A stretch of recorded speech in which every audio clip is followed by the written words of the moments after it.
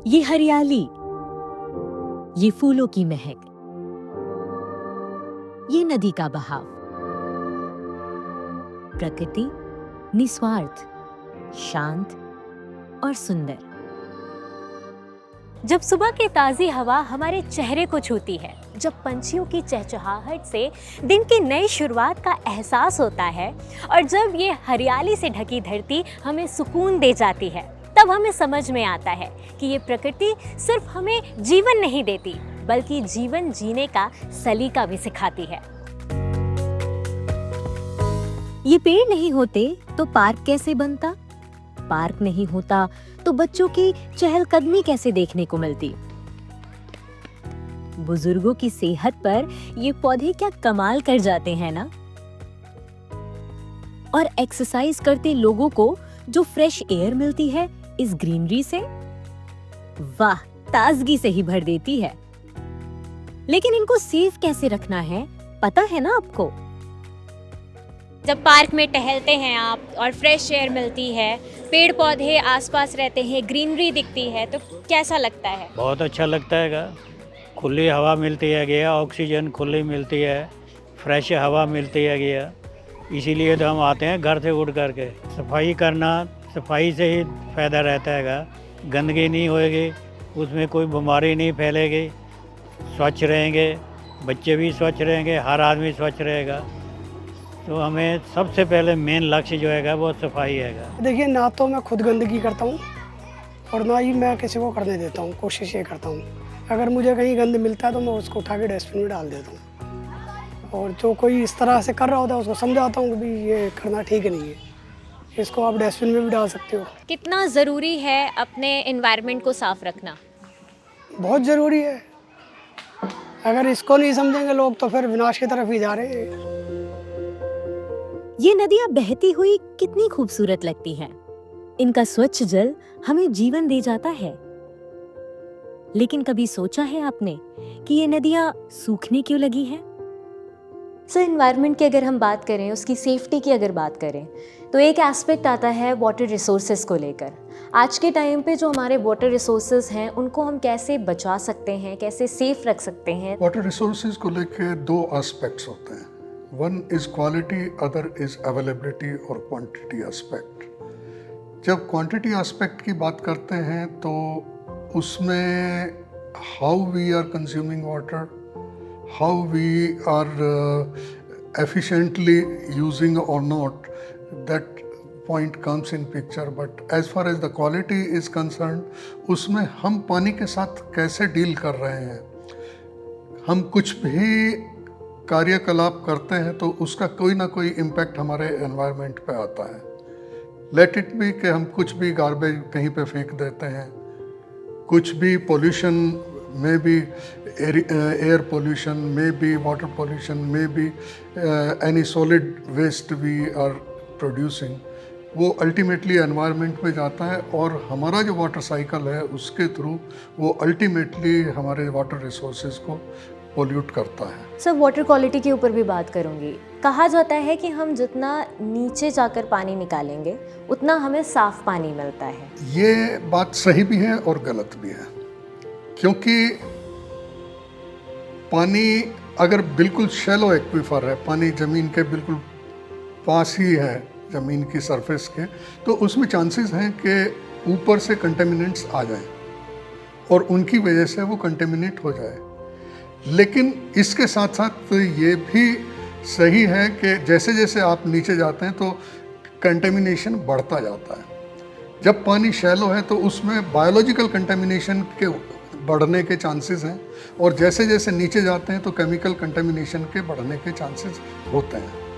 और जैसे जैसे पानी डिप्लीट होता है, पानी का स्तर नीचे जाता है, वैसे वैसे उसमें कंटेमिनेशन लेवल बढ़ता जाता है। It's a proven fact. क्या क्या ऐसे इनिशिएटिव लेने चाहिए ताकि हम पानी को सेव कर सकें? देखिए, हम कहीं भी पानी का इस्तेमाल करते हैं तो हमें पानी का इस्तेमाल करने से पहले हमारे दिमाग में पहली चीज़ आनी चाहिए, क्या हम जितना पानी इस्तेमाल कर रहे हैं उससे कम में काम चला सकते हैं कि नहीं। अगर आप घर पे हैं तो घर पे क्या जो पानी हम यूज़ कर रहे हैं उसको कोई भी इस्तेमाल शुदा पानी है उसको क्या फिर से इस्तेमाल किया जा सकता है किसी काम में या नहीं। अपने वाटर रिसोर्सेज को कैसे सेव करना है ये तो हमने जाना, लेकिन इस एनवायरनमेंट डे हम इस पर भी बात करेंगे कि अपने वाटर की क्वालिटी को कैसे पहचानना है। जैसे कि आप देख पा रहे हैं, ये दोनों जो पानी हैं, इन दोनों में ना ही कोई रंग है और ना ही कोई स्वाद है। अगर अभी हम इनका TDS चेक करेंगे तो हम इसमें देख सकते हैं कि ये वाला जो पानी है इसका TDS 57-58 के आसपास ही बैठ रहा है। और अगर अभी हम इसका चेक करते हैं तो इसका देखिए, इसका TDS जो है वो सिस्टम की रीडिंग से बाहर है। इसका क्या मतलब हुआ कि हमारा जो ये वाला पानी था ये बिलो 100 था इसका TDS, और इसका TDS अबव 1000 होगा। तो जब ऐसी सिचुएशन आती है कि हमारे पानी में TDS ज़्यादा होता है, इसका मतलब ये है कि हमारे पानी में जो सॉल्ट्स प्रेजेंट हैं उनकी मात्रा बहुत ज़्यादा बढ़ गई है। जब हम बहुत ज़्यादा मात्रा में जब सॉल्ट होते हैं उनको कंज्यूम करते हैं तो हमारे शरीर में किसी तरीके से बीमारियां उत्पन्न होती हैं। दूसरे पैरामीटर की जो हम बात करते हैं वो होता है pH। pH मतलब होता है कि हमारे पानी में कितने हाइड्रोजन आयंस प्रेजेंट हैं। आप देख पा रहे हैं कि यहाँ पे इस नंबर स्ट्रिप्स पे 1 to 14 तक मेंशन है। तो अगर 1 की तरफ होता है pH, पानी का pH, तो मतलब आपका पानी बहुत एसिडिक है। अगर 14 की तरफ जाता है मतलब कि आपका पानी थोड़ा अल्कलाइन की तरफ है। तो हमारे पीने के पानी की जो जब हम pH की बात करते हैं तो वो 6.5 to 8.5 के बीच में होना चाहिए।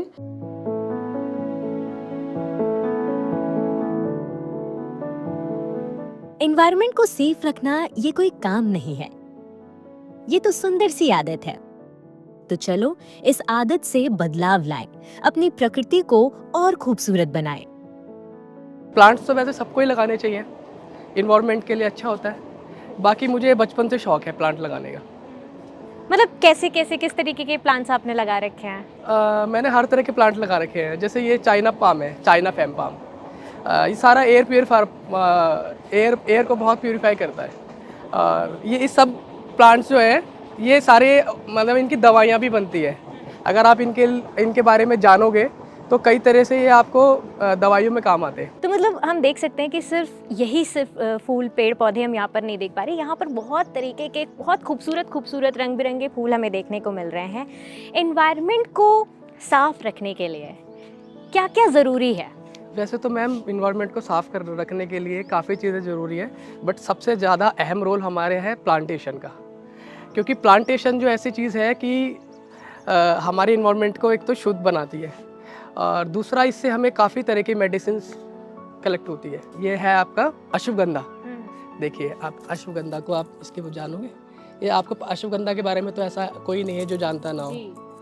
तो ऐसी चीज़ें छोटी मोटी चीज़ें लगानी चाहिए, प्लांट्स लगाने चाहिए जिससे आप इसके बारे में जानकारी भी प्राप्त कर सके और उसका एक लाभ भी उठा सके। अगर मैं आज के टाइम की बात करूँ तो प्लांटेशन कितना ज़रूरी हो गया है हमारे लिए?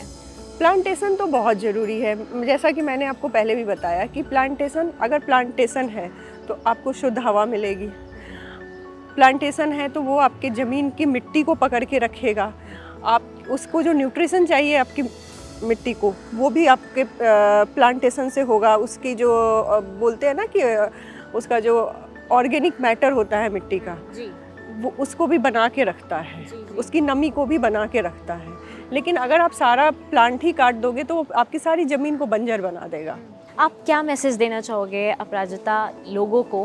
कैसी अवेयरनेस उनमें होनी चाहिए ताकि हमारा एनवायरनमेंट सेफ रहे? अगर हम बात करें कि पॉल्यूशन को कम करने की, तो हमारे आजकल जैसे कि शहरों में हर जगह पार्क्स होते हैं, बड़े छोटे, वहाँ पे डस्टबिन्स लगे होते हैं। सरकार ने बहुत सारे ऐसे कदम उठाए हैं स्वच्छता को लेके कि जैसे कि हम घर में ही पूजा पाठ कर रहे हैं तो लोगों की ये मान्यता है कि नहीं, हम पूजा पाठ का सामान कहीं पे बड़ी नहीं कर सकते हैं, हम उसको नदियों में डाल देते हैं।